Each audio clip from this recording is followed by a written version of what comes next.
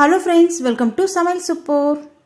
சிம்பிளான ஒரு lunch box recipe தாங்க பார்க்க போகிறோம். சிம்பிள் மட்டும் இல்லை, ரொம்பவே டேஸ்ட்டு ஹெல்த்தியானது கூட. நார்மலாக நம்ம வெரைட்டி ரைஸ் நிறைய செஞ்சுருப்போம். இது போல் ஓமம் ரைஸ் செஞ்சு பாருங்கள். குழந்தைங்கள்லேருந்து பெரியவங்க வரைக்கும் எல்லாருமே விரும்பி சாப்பிடுவாங்க. அந்த அளவுக்கு சுவையில் இருக்கும். நமக்கு மார்னிங் டைமில் செய்கிறது ரொம்ப ஈஸி. வாங்க இது எப்படி செய்யுதுன்னு பார்க்கலாம். ஸ்டவ் ஆன் பண்ணிட்டு கடாய் வச்சுருக்கேன்.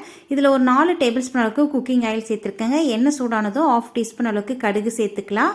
கடுகு பொரிய ஆரம்பிக்கும் போதே கூடவே 1/2 டீஸ்பூன் அளவுக்கு உளுத்தம்பருப்பு, 1/4 டீஸ்பூன் குறைவாக சீரகம், 1/2 டீஸ்பூன் அளவுக்கு கடலைப்பருப்பு சேர்த்துருக்கேன். கூடவே 3 பச்சை மிளகாய் கீறினது சேர்த்துட்டு ஒரே ஒரு காய்ந்த மிளகாய் 2 கிள்ளியிருக்கேன். அதையும் சேர்த்துட்டு வறுத்துக்கலாங்க. இந்த பருப்பெல்லாம் நல்லா செவந்ததுக்கப்புறம் ஒரே ஒரு பெரிய வெங்காயம் நீல வாக்கில் கட் பண்ணி வச்சுருந்தேன். அதையும் சேர்த்துட்டு வதக்கிக்கலாம்.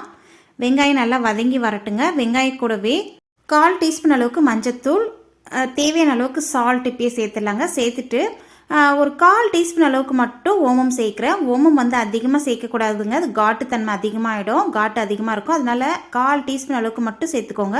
நான் ஒரு லஞ்ச் பாக்ஸ் அளவுக்கு சாதம் போட்டு இன்றைக்கி செய்ய போகிறேன். அதனால் 1/4 டீஸ்பூன் அளவுக்கு சேர்த்துக்கிறேன். நீங்கள் எவ்வளோ சாதம் சேர்க்குறீங்களோ அதுக்கு தகுந்த மாதிரி ஓமம் லிமிட்டாக சேர்த்துக்கோங்க.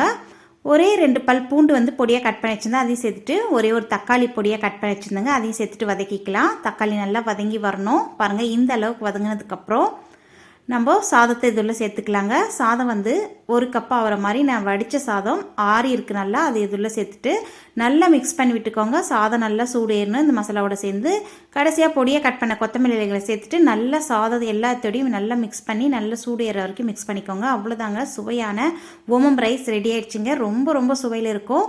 குழந்தைங்கலேருந்து பெரியவங்க வரைக்கும் எல்லாருமே விரும்பி சாப்பிடுவாங்க. கண்டிப்பாக இந்த ரெசிபி நீங்களும் ட்ரை பண்ணி பார்த்துட்டு மறக்காமல் கமெண்ட் செக்ஷனில் ஷேர் பண்ணுங்கள். இந்த ரெசிபி உங்களுக்கு பிடிச்சிருந்தா வீடியோக்கு ஒரு லைக் கொடுக்க மறந்துடாதீங்க. நம்ம சேனலில் சப்ஸ்கிரைப் பண்ணிட்டு கூட ஆல் என்ற பெல்லையும் கிளிக் பண்ணி வச்சுக்கோங்க. இன்னொரு இன்ட்ரெஸ்டிங்கான ரெசிபியோட உங்களை சந்திக்கிறேன். நன்றி, வணக்கம்.